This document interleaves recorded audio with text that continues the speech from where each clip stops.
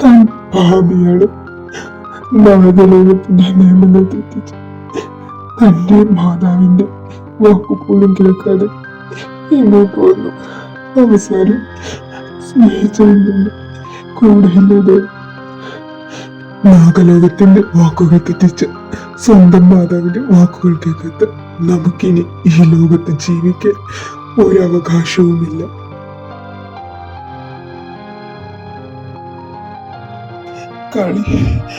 കാളി നമ്മെ വിട്ടു പോയോ? അന്നല്ലേ നമുക്ക് വാക്കു തന്നത് നമ്മെ ഒരിക്കലും ഒറ്റയ്ക്കാക്കില്ല എന്ന് പറഞ്ഞിട്ട് അവസാനം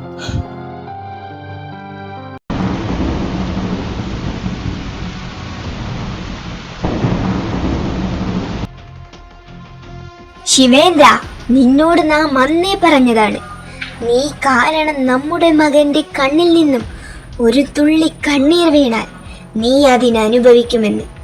എന്നിട്ട് നമ്മുടെ മകന്റെ മരണത്തിന് നീ കാരണമായി. ഇത് ഞാൻ ക്ഷമിക്കുകയില്ല. ഇന്ന് ഈ നിമിഷം നാം നിന്നെ ശപിക്കുന്നു.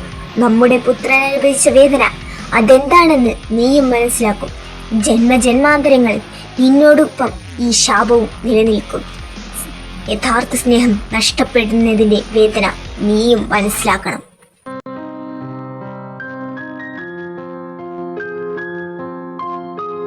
നാഥ, യഥാർത്ഥത്തിൽ ശിവേന്ദ്രൻ ഇവിടെ തെറ്റുകാരനല്ലല്ലോ.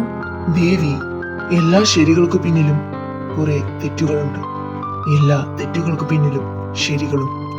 നാഗേന്ദ്രന്റെ ഭാഗത്തിൽ നോക്കുമ്പോൾ അവൻ ചെയ്തത് ശരിയായിരിക്കാം, എങ്കിലും അവയെല്ലാം തെറ്റാണ്. പ്രണയമെന്നത് ഇരുതല മൂർച്ചയുള്ള ഊർമി പോലെയാണ്.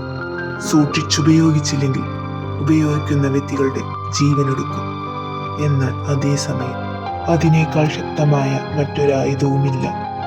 പക്ഷേ ദേവി, ഇതവരുടെ വിധിയാണ്. ശിവേന്ദ്രന്റെയും കാളിയുടെയും വിധി. ഇതൊരിക്കലും മാറ്റാനാവില്ല. പക്ഷേ ഇത് ഒന്നിന്റെയും അവസാനമല്ല, മറിച്ച് ഇത് തുടക്കമാണ്. ഒരു നാൾ സത്യം മറനീക്കി പുറത്തു വരും.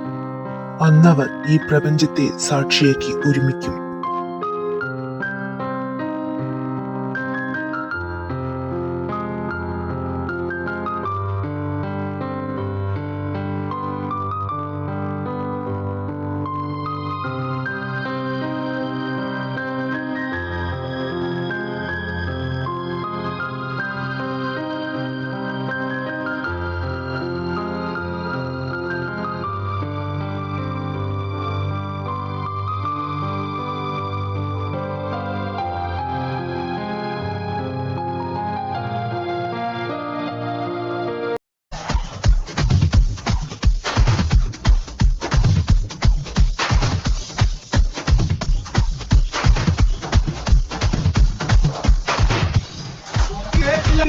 ஒரு லைஃப் அடிச்சுக்கங்க வானதுல பாக்கட்டுண்டா தேவையில்ல புச்ச பேச இருந்து இன்னைக்குமே மாறுது நான் முக்கியமான மயிலட்டி மாட்டானா மாட்டிக்காத வீணா நம்மளோட வேலை பார்த்து ஊரு பேசுவானா சமந்தைய சீனாட்டை வராதிட போனா கஷ்டப்பட்டு கஷ்டப்பட்டா எல்லாம் வரும் தானா தவணை மட்டம் பட்டி கலவது.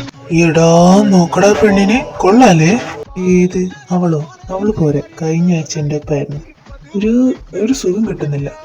നോക്കടാ, ഇവന്റെ ഒക്കെ ഒരു ഭാഗ്യം. നമ്മളൊരു പട്ടി പോലും തിരിഞ്ഞു നോക്കുന്നില്ല. വേണമെങ്കിൽ ഞാനൊരു കൈ നോക്കാം. ഒന്നുകൂടാ, ഒന്നിലും നിനക്കൂല്ലേ അച്ഛനും ആങ്ങളമാരൊക്കെ? ഓ, ഇവനൊരു അങ്ങനെ ഒരു മണ്ടൻ.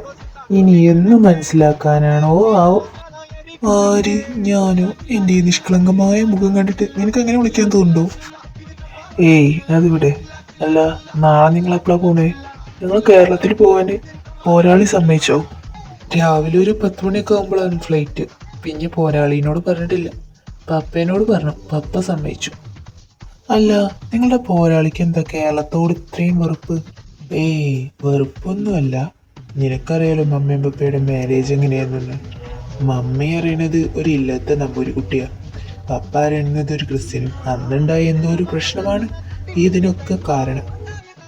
അയ്യോ, 12 മണി. എടാ പോരാളി കഥ കടിക്കട്ടോ, വേഗം വാ.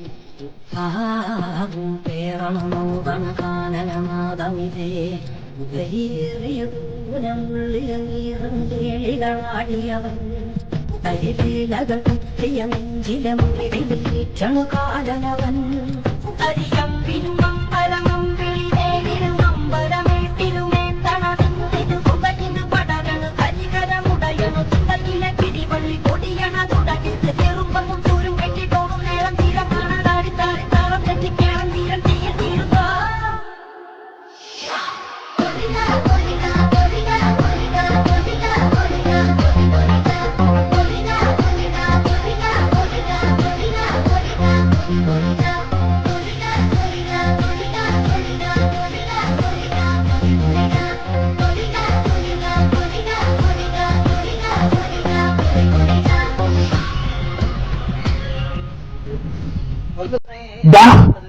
പൊന്നപ്പൊളയാട് മോനെ, നിന്നോട് ഞാൻ പല പ്രാവശ്യം പറഞ്ഞിട്ടുണ്ട് നിന്റെ ഉമ്മാരി ബിസിനസ്സും കൊണ്ട് ഇവിടേക്ക് കയറി പോകരുതെന്ന്.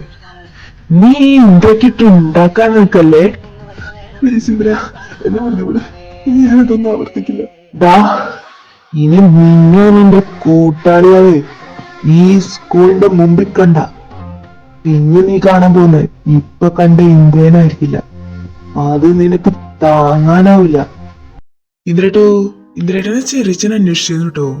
എന്തോ ഫാമിക്കുള്ള വളമയൊക്കെ വന്നിട്ടുണ്ടായിരുന്നു, അത് കൊണ്ടിടാനാ. അത് ഇന്നലെ അച്ഛൻ പറഞ്ഞതായിരുന്നു, ഞാൻ തിരക്കിന്റെ ഇടയിലും മറന്നുപോയി. അല്ല നീ ഇപ്പൊ എങ്ങോട്ടാ പോണേ? അത് ഞാൻ ഇന്നലെ പറഞ്ഞല്ലോ, എന്റെ 2 ഫ്രണ്ട്സ് പാരീസിൽ നിന്ന് വരുന്നുണ്ട്. അവർക്കെന്തോ റിസർച്ചിന്റെ ഭാഗമായിട്ട് വന്നതാ. നമ്മുടെ ഈ തറവാടും ഈ അതേമാതിരി കാവുകളെ കുറിച്ചൊക്കെ അവരെന്തോ റിസർച്ച് നടത്തി കൊടുക്കും. ഓക്കെ, എന്നാ നീ സേഫ് ആയിട്ട് പോയിട്ട് വാ.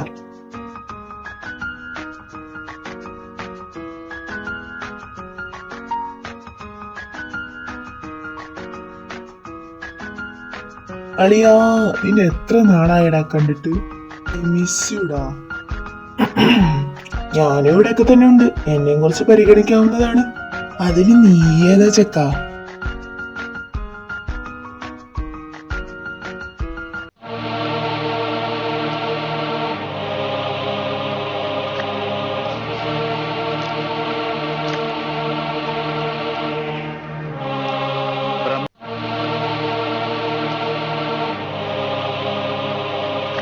ജാനകിയമ്മേ, ഒരു പ്രശ്നം കാണുന്നുണ്ടല്ലോ. എന്താ തിമിനി, എന്താ പ്രശ്നം? പേരക്കുട്ടികളിൽ ആരുടെ ഒപ്പം മരണം കൂടെയുണ്ട്. പക്ഷേ പ്രശ്നം വെച്ചിട്ട് ആരാന്ന് തെളിഞ്ഞ് കാണുന്നില്ല. അല്ല, ഇന്നെന്താ പ്രതിവിധി? ഞാൻ ഒരു ചെറുടങ്ങ് ജപിച്ചു തരാം, അത് പേരക്കുട്ടികളുടെ കൈ കെട്ടുക, ബാക്കിയെല്ലാം ദൈവത്തിന്റെ കയ്യിലല്ലേ. പിന്നെ സർപ്പക്കാവില് വിളക്ക് വെക്കുന്നത് മുടക്കിയിട്ടൊന്നുമില്ലല്ലോ. ഇല്ല തിരുമേനി. അത് മുടക്കരുത്, സർപ്പദോഷമുള്ള തറവാടാ. അതെങ്ങാനും മുടങ്ങിയ പിന്നെ തറവാട് നിലനിൽക്കില്ല. എടാ, ഞാൻ ആരാന്നൊന്നും നീ പറഞ്ഞിട്ടില്ലല്ലോ അവിടെ. ഏയ് ഇല്ലടാ, ഞാൻ പറഞ്ഞിട്ടില്ല. നീ എങ്ങാനും അഞ്ജലിയപ്പച്ചിയുടെ മോനാണെന്ന് പറഞ്ഞിട്ടുണ്ടെങ്കിൽ പിന്നെ നിന്റെ റിസർച്ച് ഒന്നും നടക്കൂല. ഞാൻ ആകെ പറഞ്ഞത് എന്റെ 2 ഫ്രണ്ട്സ് വരുന്നുണ്ടെന്ന്. എന്താടാ ഇവിടെ നിർത്തി? എനിക്ക് ഇവിടെ ഇറങ്ങേണ്ട ഒരു അത്യാവശ്യം ഉണ്ടായിരുന്നു, അതാ. നിങ്ങൾ ഇവിടെ ഇരിക്കുക, ഞാൻ ഇപ്പൊ വരാം.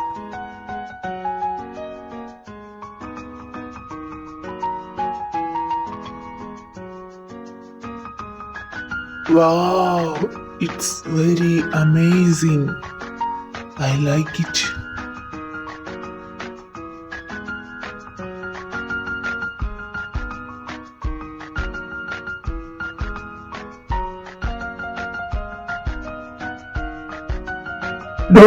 തന്നെ ആരാടോ ഇവിടെ എന്നിട്ട് കടത്തി വിട്ടെ?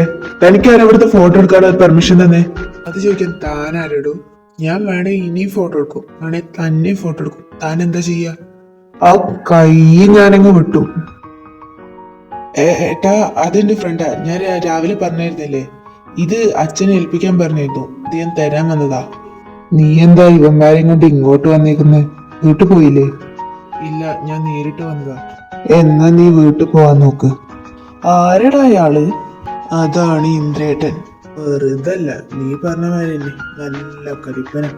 അല്ല, അയാളെന്തിനാ എന്നെ ചീത്ത പറഞ്ഞേ? അതിന് ഇന്ദ്രേട്ടനെ കുറ്റം പറഞ്ഞിട്ട് കാര്യമില്ല. ഞാനായാലും നിന്നെ ചീത്ത പറയുന്നു. മുളയ്ക്കാൻ വെച്ച വിത്തിന്റെ മുകളിൽ കയറുന്നുണ്ട് അവന്റെ ഫോട്ടോ എടുപ്പ്. അതിന് എനിക്കറിയോ അത് മുളപ്പിക്കാൻ വെച്ച വിത്തായിരുന്നു എന്ന്. പക്ഷെ ആള് കൊള്ളാം, അടിപൊളിയാണ്. എന്റെ പൊന്നു മോനെ, നിന്റെ ചാട്ടം കൊട്ടാൻ എനിക്ക് മനസ്സിലായി. അത് വേണ്ട, അത് നീ ഉദ്ദേശിക്കുന്ന ആളല്ല. അതെന്താടാ, അങ്ങേര് മനുഷ്യനല്ലേ? മനുഷ്യരൊക്കെ തന്നെ, പക്ഷെ നിന്നെ കൊണ്ട് ഒക്കൂല എന്ന് ഞാൻ പറയുന്നു. എന്താ, എന്നെ കാണാൻ സൗന്ദര്യമില്ലേ? ഈ സൗന്ദര്യം വെച്ച് ഞാൻ എത്ര പേരെ ബെറ്റിച്ച് വായിച്ചെന്ന് നിനക്കറിയാലോ. പക്ഷെ അതുപോലെയല്ല ഇന്ദ്രേട്ടൻ. എന്നാ മോനെ, നീ ഓർത്ത് വെച്ചോ, ഇവിടുന്ന് ഞാൻ പോകുന്നതിന് മുമ്പേ അങ്ങേരെ വളച്ച് കുപ്പിയിലാക്കിയിരിക്കും. അല്ലട ജിത്തു? സോറി മുത്തേ, ഇപ്രാവശ്യം ഞാൻ അർജുന്റെ ഒപ്പ. കാരണം അറിഞ്ഞോടത്തോളം ഇന്ദ്രേട്ടൻ ഒരു കട്ട കലിപ്പന. വളയാൻ ഒട്ടും സാധ്യതയില്ല. അപ്പോൾ ജയിക്കുന്ന ഭാഗത്ത് നിൽക്കുന്നതല്ലേ എനിക്കും നല്ലത്. ഓഹോ, നോക്കിക്കോ, ഞാൻ ഇവിടുന്ന് പോകുന്നതിന്റെ മുമ്പ് മൂപ്പരെ വളയ്ക്കും. അല്ലെങ്കിൽ എൻ്റെ 1 മാസത്തെ ശമ്പളം നിങ്ങൾക്കത് തരും. മറിച്ചാണ് നിങ്ങളുടെ 1 മാസത്തെ ശമ്പളം എനിക്ക് വേണം. ഞാൻ റെഡി. ഞാനും റെഡി.